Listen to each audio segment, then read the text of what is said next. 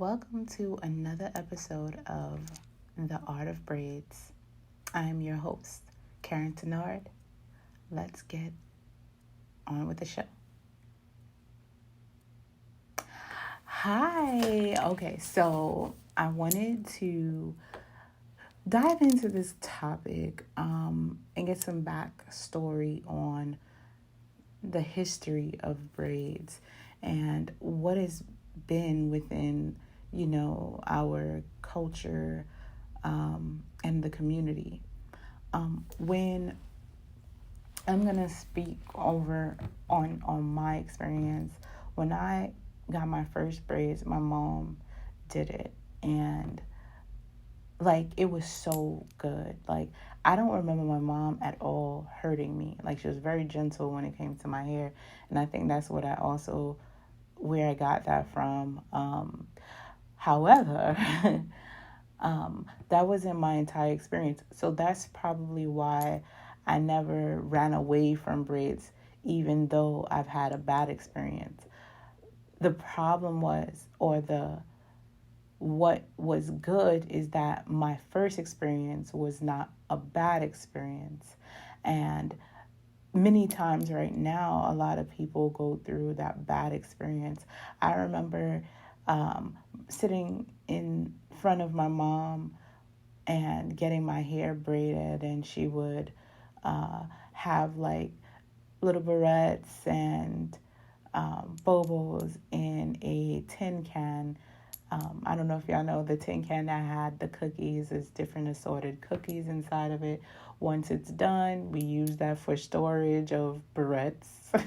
So I would sit there, we would just talk, and we would be still. I would be patient. If I would touch my hair, my mom would hit my hand.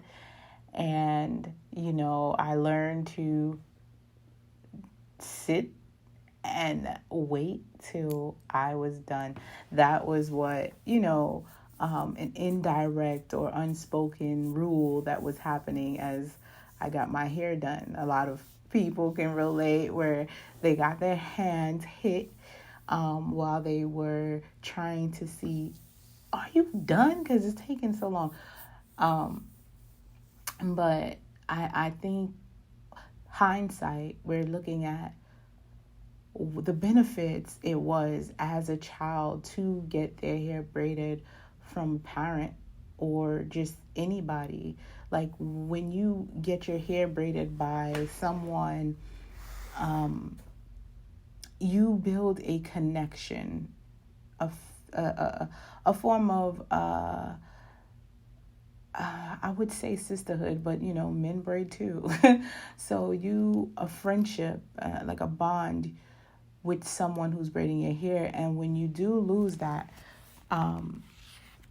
it's really heartbreaking, because sometimes you have those conversations with your braider or your hairstylist, let's say. You know what I'm saying? If you're a salon owner, you have to be mindful. When you have someone in your seat, they're vulnerable because you are touching their hair. So it's very soothing. It could be comforting. So you want to make sure that experience is very relaxing and comfortable, right?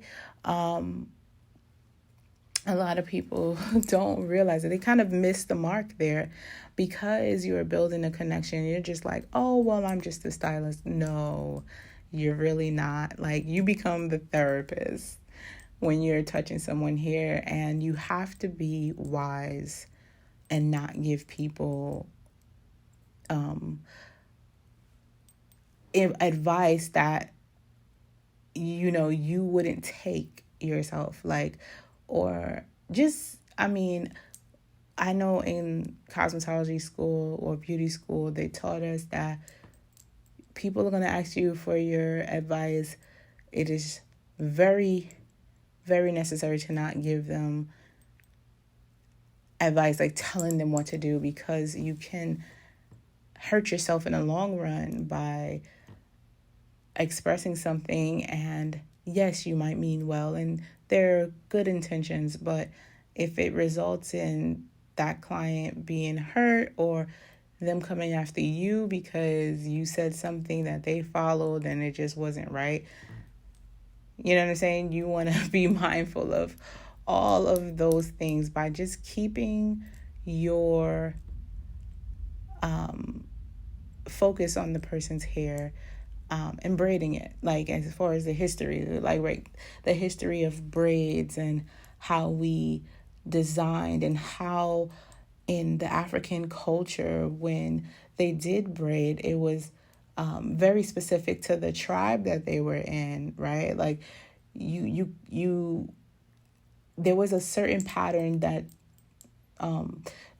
one tribe wore, that and colors that one tribe wore, that you'd be like, oh, okay, so you're a part of that tribe and that tribe over there, and it would be distinguished patterns. And as a braider myself, I have a specific type of braid that if people see it in the street, they'll be like, oh, you got your hair done by Karen. Or, oh, okay, I see you, Karen. Like, I can see you, I can spot you a mile away. Like, I know that's you from your braids. And when you have that, it's like a signature, right? Like, that is your brand, that is your stamp. So you want to make sure that you identify yourself with what makes you you when you're a braider.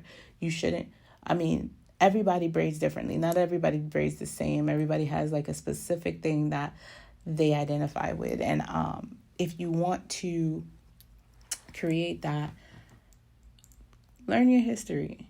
See what you resonate with and incorporate it into your braiding technique, into your pattern, into your way of doing hair.